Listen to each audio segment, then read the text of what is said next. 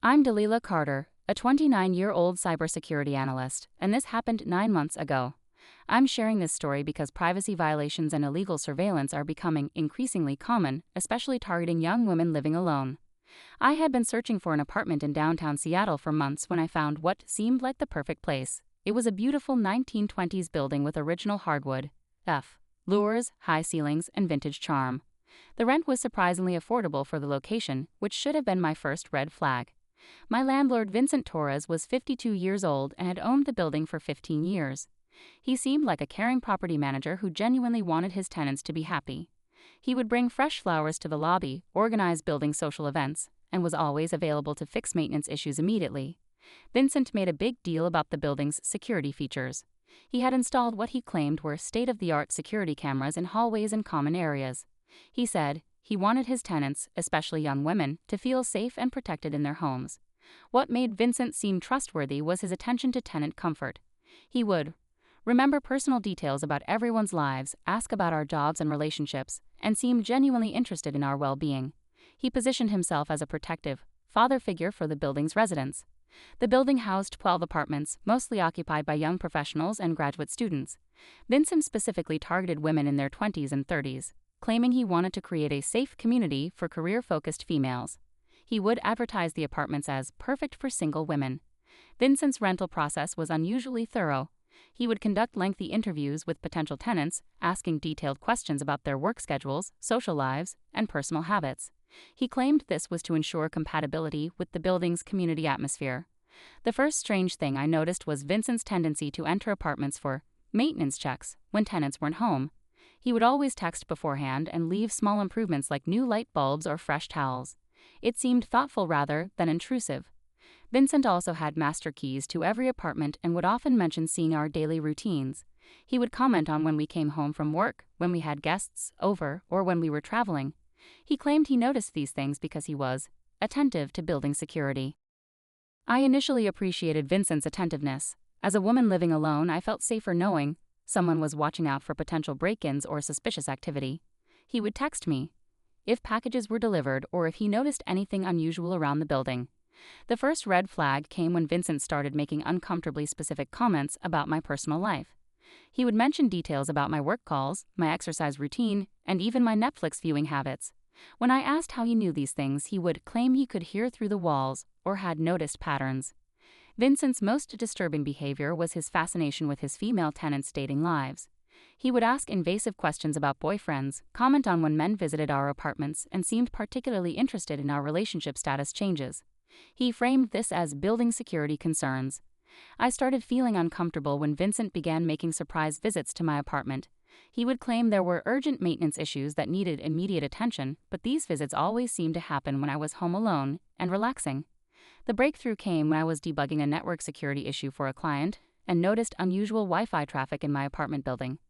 As a cybersecurity expert, I always monitor network activity, and I detected multiple unauthorized devices connected to hidden networks. I decided to investigate further using my professional equipment. I conducted a sweep of my apartment using radio frequency detectors and thermal imaging cameras. What I discovered was absolutely horrifying. There were hidden cameras installed throughout my apartment. The cameras were professionally installed and nearly invisible. There were micro cameras in my bedroom, bathroom, living room, and kitchen. They were connected to a sophisticated wireless network that was broadcasting footage to an external server. This was a professional surveillance operation. I was violating and furious. Vincent had been watching me in the most private moments of my life. He had seen me sleeping, showering, changing clothes, and having intimate conversations with friends and family. He had been essentially living in my apartment through these hidden cameras. Using my cybersecurity skills, I traced the network traffic and discovered that the footage was being uploaded to multiple servers and websites. Vincent wasn't just watching his tenants, he was selling intimate surveillance footage online to paying customers. The operation was massive and sophisticated. Vincent had been running this illegal surveillance business for over 5 years. He had footage of dozens of previous tenants and was making significant money selling access to live feeds and recorded content. I discovered that Vincent specifically targeted young, attractive women for his building because they generated higher prices for his illegal content. He would advertise the apartments as perfect for young professionals to attract his preferred victims. Vincent's customer base included hundreds of paying subscribers who were accessing live feeds of unsuspecting women in their private apartments. He was charging premium prices for bathroom and bedroom footage, and he had regular customers who requested specific types of content. The most disturbing aspect was Vincent's detailed profiles of each tenant. He had been documenting our daily routines, work schedules, social activities, and personal relationships. He was selling this information along with the surveillance footage to create personalized viewing experiences for his customers. I also discovered that Vincent had been using the surveillance footage for blackmail. He had been threatening former tenants with releasing intimate footage if they complained about building conditions or tried to break their leases early. He had been using sexual exploitation to control his victims. The technical sophistication of Vincent's operation was impressive and terrifying. He had installed motion-activated cameras, sound recording equipment, and even thermal sensors to detect when tenants were home. He was monitoring every aspect of our lives. Vincent had also been drugging the building's water supply with mild sedatives to make tenants more compliant and less likely to notice the surveillance equipment. He was literally poisoning us to facilitate his criminal operation. I realized that Vincent's maintenance visits were actually opportunities to install new cameras, replace batteries, and upgrade his surveillance equipment. He had been using his landlord access to continuously expand and improve his illegal operation. The evidence was overwhelming, but I needed to be careful about how I proceeded. Vincent was clearly a dangerous criminal who had been systematically violating women for years. I needed to ensure he faced serious legal consequences while protecting his current and former victims. I started secretly documenting everything while continuing to live in the apartment normally. I copied all the surveillance footage I could access, tracked the financial transactions, and identified as many victims as possible. I also started recording Vincent's behavior and comments. Using my cybersecurity expertise, I infiltrated Vincent's entire network and gained access to his customer database, financial records, and communication logs. I discovered that his operation was generating over $50,000 per month from surveillance footage sales. I also found evidence that Vincent was part of a larger criminal network that operated similar surveillance schemes in multiple cities. He was sharing techniques and customer lists with other landlords who were running identical operations. The most shocking discovery was that Vincent had been live streaming some of the surveillance footage to paying customers in real time. People were watching us sleep, shower, and live our daily lives while paying Vincent for the privilege. I contacted the FBI's cybercrime division and provided them with comprehensive evidence of Vincent's operation. They were immediately interested because this type of large-scale surveillance operation fell under federal jurisdiction for privacy violations and human trafficking. I also reached out to a lawyer who specialized in privacy violations and sexual exploitation cases. They confirmed that Vincent's actions constituted multiple serious crimes, including voyeurism, invasion of privacy, human trafficking, and racketeering. My plan was to coordinate with law enforcement to shut down Vincent's entire network, while ensuring all victims were protected and compensated. I wanted to ensure Vincent faced maximum legal consequences and that his criminal network was completely dismantled. The investigation required careful coordination because Vincent's operation was so sophisticated. Law enforcement needed to simultaneously raid multiple locations, freeze financial accounts, and preserve digital evidence before Vincent could destroy it. I continued living in the apartment normally while secretly working with federal agents to plan the takedown. It was terrifying knowing that Vincent was watching me, but I needed to maintain the illusion of normalcy until the operation was ready. The most challenging aspect was protecting the other tenants without alerting Vincent to the investigation. I had to watch my neighbors being unknowingly exploited while waiting for the legal process to unfold. 3 weeks after I contacted the FBI, they executed simultaneous raids on Vincent's apartment, his off-site server locations, and several related properties.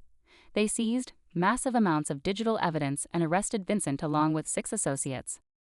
Vincent's arrest was dramatic and satisfying. He was completely shocked when federal agents broke down his door and found his sophisticated surveillance control room. He had been monitoring live feeds from dozens of cameras when the raid happened.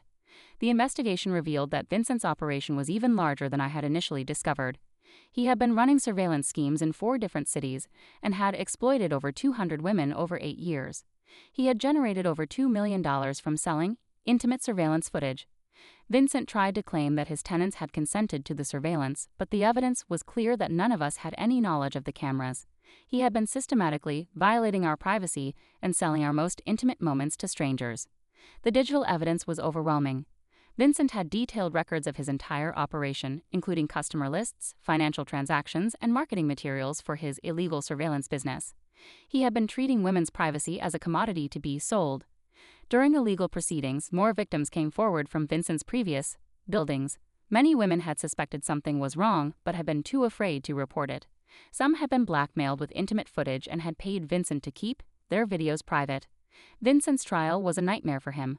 Victim after victim testified about the violation they felt knowing they had been watched and exploited. The judge was particularly harsh because Vincent had specifically targeted vulnerable women and had shown no remorse. The most satisfying moment came when Vincent's entire criminal network collapsed. His associates were arrested, his customer database was used to prosecute buyers of illegal surveillance footage, and his financial assets were seized to compensate victims. Vincent was sentenced to 25 years in federal prison and ordered to pay $5 million in restitution to his victims. He was also required to register as a sex offender and was banned from owning rental properties. His conviction set a precedent for similar cases nationwide. The case made national news and led to new legislation requiring landlords to disclose all surveillance equipment on rental properties. Several other illegal surveillance operations were shut down as a result of increased scrutiny on rental property privacy violations. I received a significant financial settlement from Vincent's seized assets, but more importantly, I helped protect hundreds of potential future victims. Vincent's operation had been expanding rapidly, and he had been planning to franchise his surveillance model to other cities. The other tenants in my building were traumatized but grateful to learn the truth. Several of them had been experiencing anxiety and depression that they now realized was related to the violation of living under constant surveillance. I used my experience to help other surveillance victims and to educate renters about privacy rights and security precautions. I started consulting with law enforcement agencies about detecting and investigating digital privacy crimes. The most important lesson from this experience is that if your landlord seems unusually interested in your personal life or makes you feel uncomfortable about privacy, trust your instincts. Legitimate landlords respect tenant privacy and don't need to monitor your daily activities. I also learned that criminals often use positions of authority and trust to exploit victims. Vincent used his role as a landlord to gain access to women's private spaces and then systematically violated that trust for financial gain. 2 years later, Vincent is serving his sentence and will likely spend the rest of his life in prison.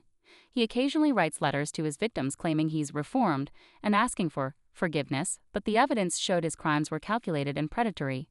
The real victory wasn't just punishing Vincent, it was protecting future victims and helping the women he had exploited recover their sense of safety and privacy. Many of them have gone on to become advocates for tenant rights and privacy protection.